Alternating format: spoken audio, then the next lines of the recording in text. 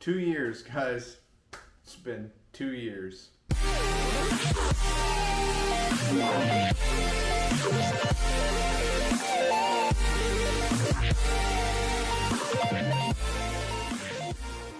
Actually, it's been closer to 3 if you look at it.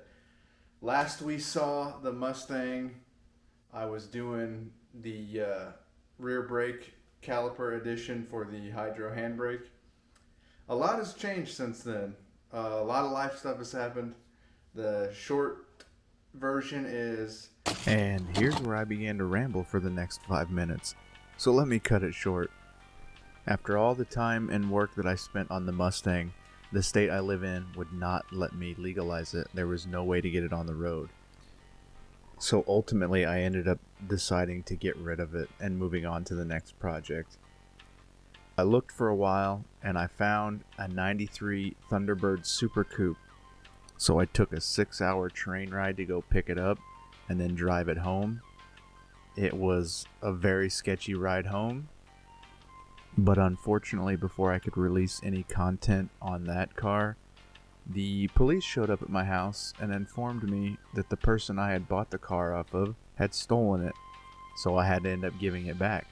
So now here we are with this 302 Ranger project. If you guys want a more detailed story time about the Mustang or the Thunderbird, just leave a comment below. I end up coming across a deal on the vehicle that you're about to see now, and it's probably already in the title. If I couldn't think of anything clever to put in there, you'll already know what it is. I bought it off of a buddy of mine, and as you can see, it is a 87 Ford Ranger, and it's already been 302 swapped. It's not running, but it has been swapped. There's a lot of little stuff that I want to do to get this truck back on the road. The guy I bought it from was going to use it as a purely drag car. He wasn't going to do it wasn't going to be a street vehicle at all. He was going to trailer it to the strip. So he gutted the interior. He gutted the engine bay. He took the heater box out. He took everything. It's gutted. So let's take a look at it. Alright, so we'll get you in a little closer here. As you can see, there's a lot of stuff missing.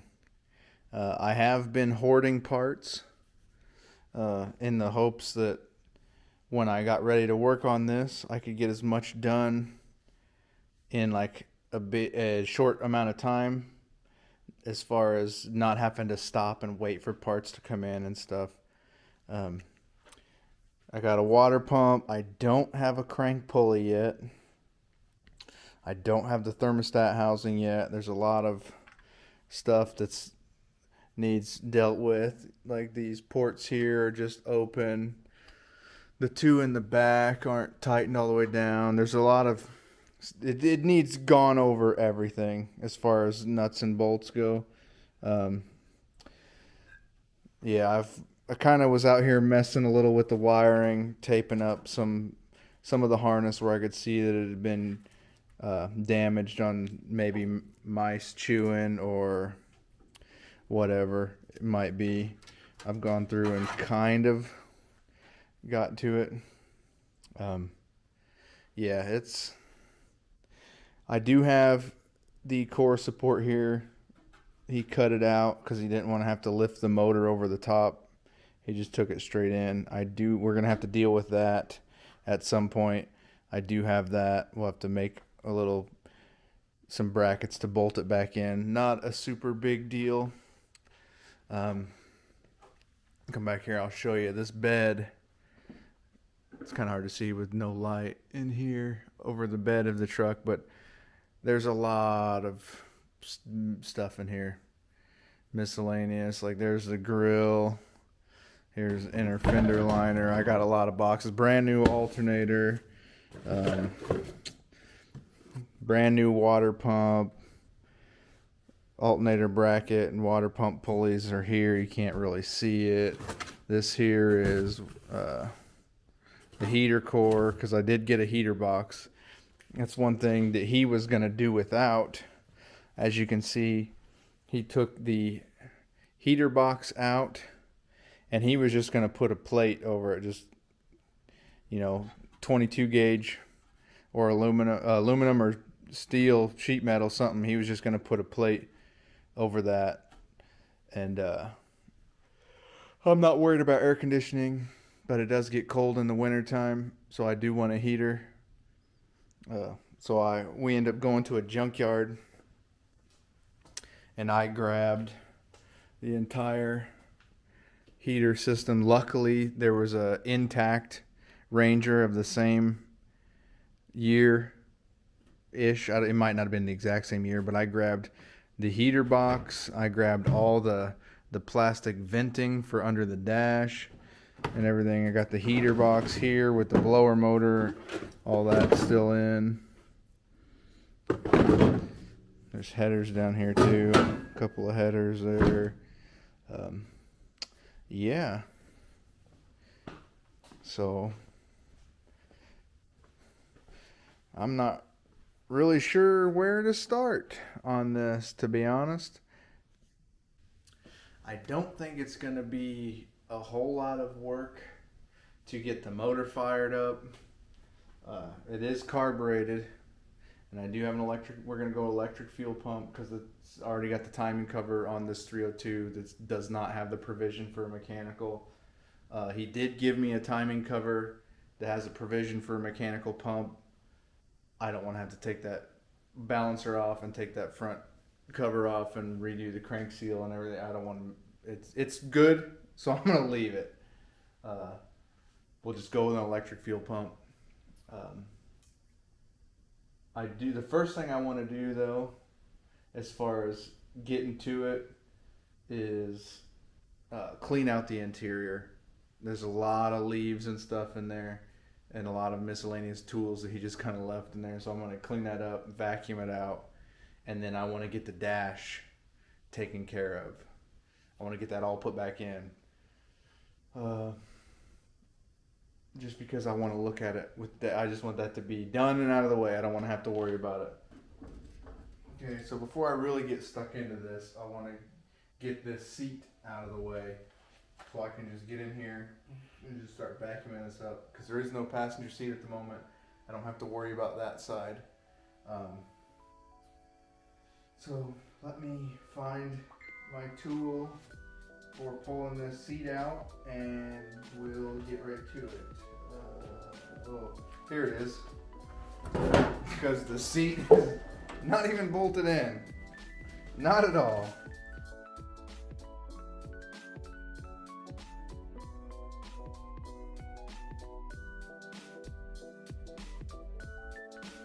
I know it's going to be hard to tell, but that looks a whole lot better than it did before. And I found a whole bag's worth of hardware, an extension piece for the oil pressure sending unit, and some plastic caps, and a wire that I have no idea where it goes to. Oh, it's a ground of some kind. Huh, wonder what it was for. But yeah, fortunately, when I took that heater box out of the other Ranger, I made sure to take notes on how that dash came apart. So I should be able to put it back together. But before I start messing with that dash, I have a battery over here. I want to just kind of set in here somewhere that's not going to fall. Hook up the 12 volts and just turn the key and make sure this doesn't catch on fire and burn my garage down. So let's get to that. Alright, we're just going to ignore how I have this set up. I didn't have any hose or battery terminals, so I used the hose clamp and the spare battery cable just to test this. And we're going to hook up the headlights are on. So the headlights work. Let's go ahead and turn those off. So there's no draw on anything now, no sparks, which is a good sign. Headlights are turned off. Go ahead and put this on. Tighten her down wherever I put my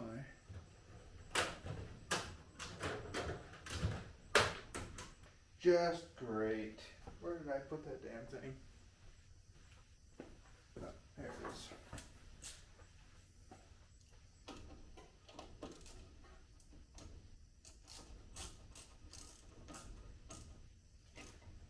This whole battery situation is just temporary. I need to get in. The tray's gone. We need to figure out something to do with that. This bracket here that holds the tray up on this side has been cut off. This isn't particularly, or this isn't all flat. There's a bump out here, so any of the universal ones that need to bolt to a flat surface is not really going to work unless I put a spacer out here, which I may do. We'll just have to see. Time to start probing and see if we have 12 volts coming into the cab. Alright guys, so it's another day out here. I was out pretty late last night just messing with this, probing around, trying to figure out. I was having an issue where I couldn't get 12 volts to the ignition switch, which you guys aren't going to see any of that because it got corrupted and didn't save. So I was in here trying to figure out why when I flipped the key, it's not activating the solenoid. Got my multimeter out, found out no 12 volts to the ignition switch, and I spent 2 hours probing around, running around in circles, trying to tear my hair out because honestly, I had a pretty poor understanding of the diagram that I was going by. So I talked to a few people and got some advice on the Ranger station, and kind of got a better understanding of the wiring diagram. But I found our issue. Fortunately, I was looking through, checking this wire harness, and I ended up having to peel back a bunch of the old wiring harness wrap, and it turns out that I found this fusible link wire had been cut or broken or chewed off or whatever. Here's the other end. I put a jumper wire across the two just as a temporary solution, probed it, had no problems with the ignition switch, 12 volts straight like we should. Didn't try to see if it was gonna trip the ignition, or didn't try to see if it was gonna trip the starter solenoid, but I'm going to repair this. I bought some more fusible link wire, and I get to use my fancy new wire crimping tool, so that'll be fun. So this here is my fancy new wire crimper. I bought it along with a bunch of terminal ends that are up there in the toolbox because I plan on wiring my own relay box for the distributor and some electric fans and electric fuel pump. So I wanted to get proper tools, and this one ratchets, so that's cool. You can click it down just a little bit and it holds your spot, so you don't have to keep holding. And I actually got the correct double barrel, like the open barrel crimps, like these style here. Let me pull one out. Oh, here we go. Yeah, it's like this open barrel style where one end is smaller than the other, and the die on the crimper is set up the same way. Here is a test piece I did. As you can see, it's pretty nice crimp. I'm not sure if that's focused or not, but yeah, I just was tested out on this ring terminal, and it does the little double crimp there, one on the insulation and one on the actual conductor. So yeah, I'm gonna go ahead and get those barrel connectors out and some heat shrink and repair that break in the wire there. Got one side already done. Got the heat shrink in place, and I'm gonna show you how these crimpers here do the job. I got one half done over here already, and it's pretty secure. So now I'm gonna splice in this line and finish the job. So then this will be ready to roll. But before we do that, I'm gonna make sure that I don't forget to slide this heat shrink tube over for this side. And this is a bit awkward, but because I gotta do it this way. What we're gonna do, easiest way is to, oh no, I gotta go this side. Big side has to go towards you. So yeah, we're gonna come in like this. And for this gauge wire, you have to crimp it twice. And we just, good thing about these ratcheting pliers or crimpers here is that you can kind of get it set in place here. And then you bring the wire up. And you go ahead and click them down. Let's see, that was a fairly decent crimp, but the wire gauge is just a little bit smaller, so we're gonna have to go on the smallest setting here and just go ahead and, oh shit, crimp it all the way down. And there we have it. So we got that fixed there, we got that patched in, but we still don't know if the ignition switch is gonna click the starter relay over here, starter solenoid, whatever you want to call it. So I'm going to hook the negative back up, we're going to twist the key, and we're going to cross our fingers and hope that that whole starting circuit and everything's intact. It's not going to turn over because obviously we don't have the starter or nothing hooked in yet. I'm just trying to test to make sure that this relay clicks from the key. Key forward, fingers crossed. Nothing. Okay, so I figured out why turning the key would not activate starter solenoid there, and it's because this used to have the Ford DuraSpark ignition system. Obviously we don't need it for this setup with the HEI distributor and everything. Luckily, it had been removed before I even got the truck, and had the plugs left over here for the DuraSpark ignition. But anyway, the reason that is because that 12 volt signal to activate that runs through that DuraSpark box. So as you can see here, there is on the back side of this a red and blue, or a red wire with a blue stripe in this plug. And then, where was the other plug? Right here.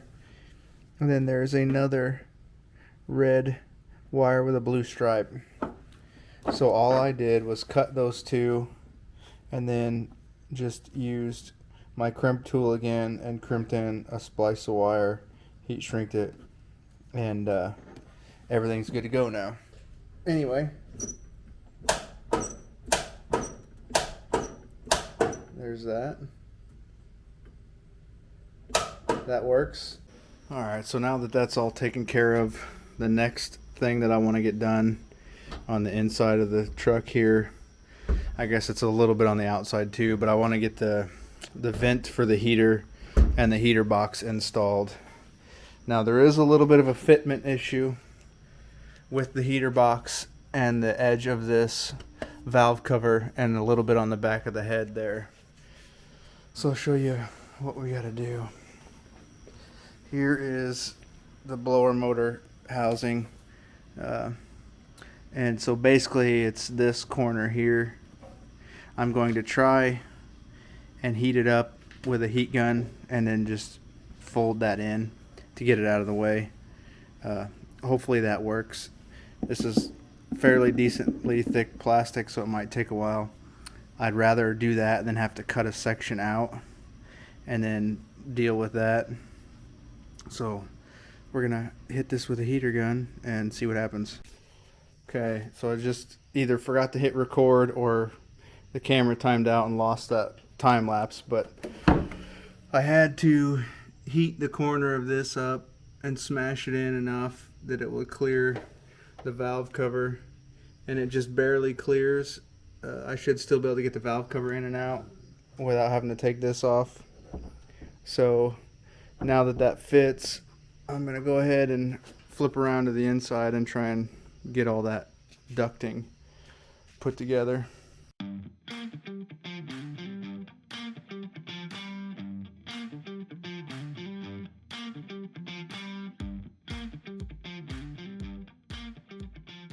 Okay guys, so I was waiting on a new headlight switch so I could go ahead and start putting the rest of the front of the dash on and get this all completed. I still need to do a couple bolts here and there, but I'm going to bolt these down and then we'll start putting the dash in and we'll hopefully get this buttoned up here. Now, if you guys have been watching the channel for a while, you know I did have another Ranger that was bright ass yellow, which I no longer have anymore. And if you've been around that long and you're still here, or hell, even if you started watching whenever I had the Mustang and you're still here after that long ass break that I've taken, I really appreciate it. I really do. But with the Ranger situation, that was one of those things I had wished I had never gotten rid of it. But life happens, and sometimes you gotta do what you gotta do. So I'm glad to have another Ranger to be working on.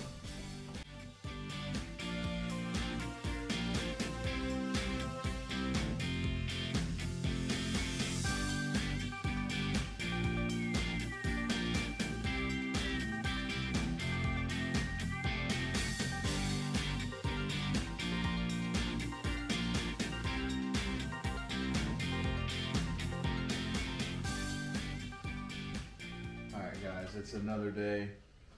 I did a little bit more work off camera. I had some company over and we're just kind of fiddling with stuff while I was hanging out. I'll show you what I've done. I don't really have a plan as to how I'm going about this, as I'm sure is pretty evident thus far. It became really clear to me last night when I was thinking about wiring up that fuse panel that I bought, what I'm going to have to do, and I kind of realized that I'm pretty much going to have to take that dash back apart to get to some of the wiring that I'm going to need to splice into for my switched 12 volts and things. So that's going to be fun, taking that all back apart again. But for right now, what I'm going to move on to next is I want to move this battery out of here and remove what's left of this battery tray from the factory. I was gonna try and find a solution to put a replacement here, but I'm kind of thinking now maybe I would like to relocate the battery inside the cab, but I'm not sure. We might just go ahead and put another battery box here, leave the battery here. That would probably be the easiest thing to do. But I don't have a battery tray solution yet.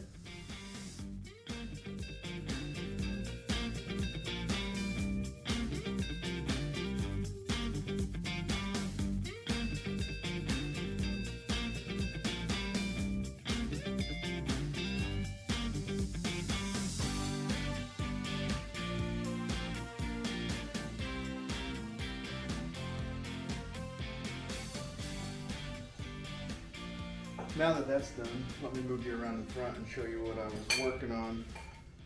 with the front of the engine here.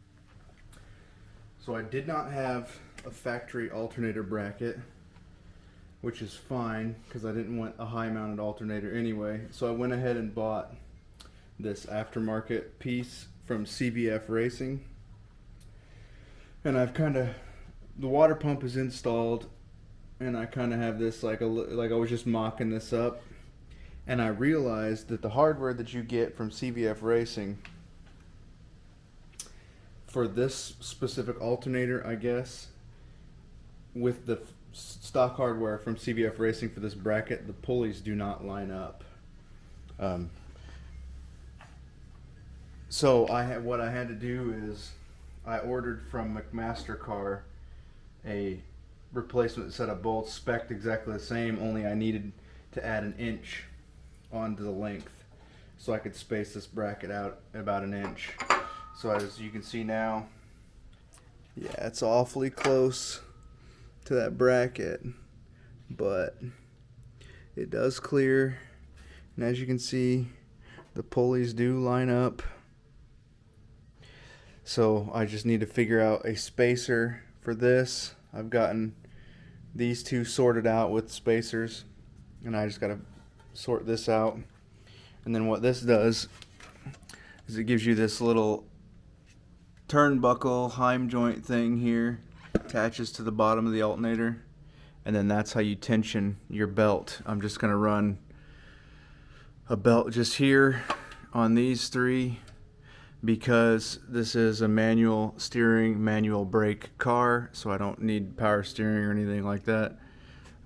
No AC, obviously. So we're going to go ahead and I'm going to throw the bolts on for the crank pulley. I'm going to bolt in this. Well, actually, I might try to sort these spacers out before I do any of that. So I'm going to go ahead and take this out real quick.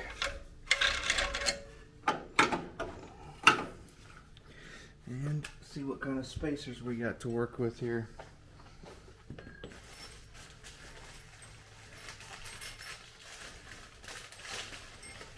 Went to the hardware store and bought a few. They're a little bit different than the ones that come with the kit. The ones that come with the kit are pretty substantial in wall thickness. The only ones I could find are not nearly as thick. So I'm going to start with these two, a long and a short, and see if that makes it work. And we'll go from there.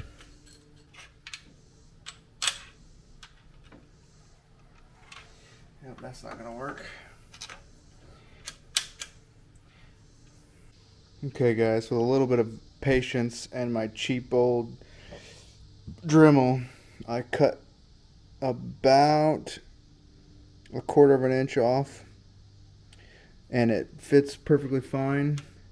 I am going to throw this in and get this all bolted up.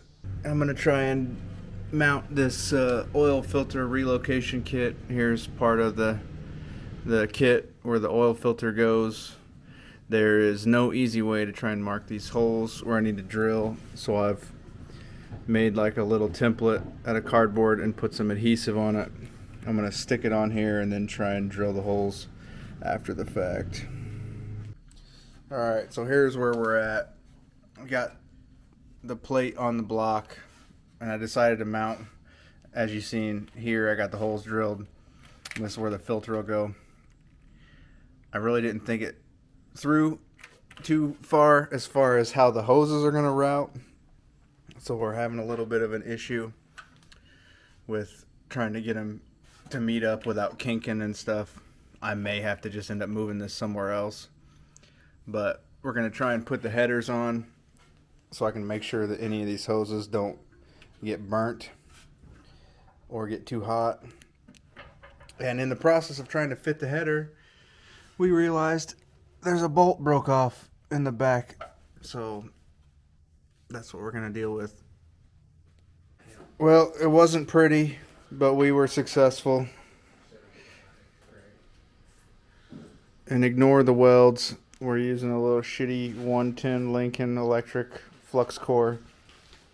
But thankfully it wasn't that stuck. It was just broke off for whatever reason. But it took a couple tries, but it came out fairly easily. So now we can put the headers on. All right, so they just left. We got the headers installed. Had to notch the frame a little bit more here than what it already was.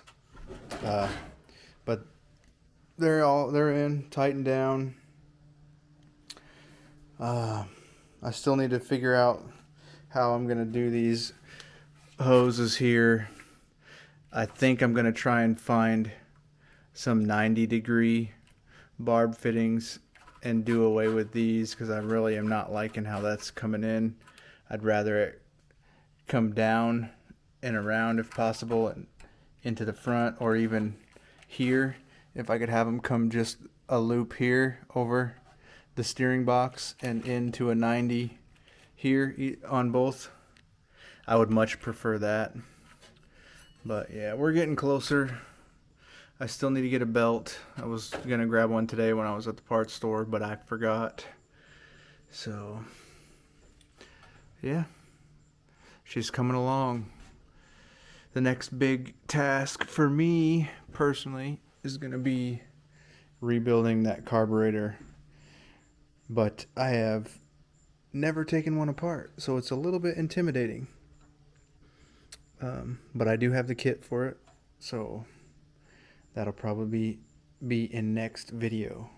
That's gonna be it for today's video. I'm not really sure how long this is because I haven't even started editing it yet, though. I know I have more than an hour's worth of stuff to go through, so that'll be fun. But if you're still watching, thanks for watching, and in the next one we'll start getting that carburetor ready to go and maybe get this thing fired up in the next video, hopefully. See you guys later.